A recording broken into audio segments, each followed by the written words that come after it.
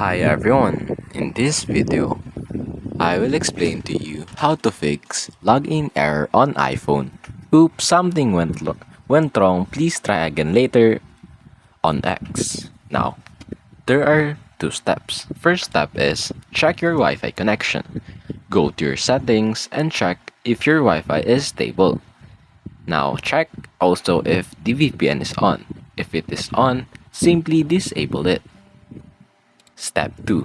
Offload X. Simply go to your settings, go to your X app and then offload X.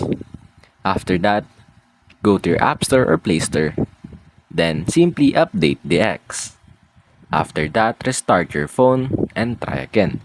If this still happen, check if it is the X problem. So what you need to do is simply wait for them to fix it.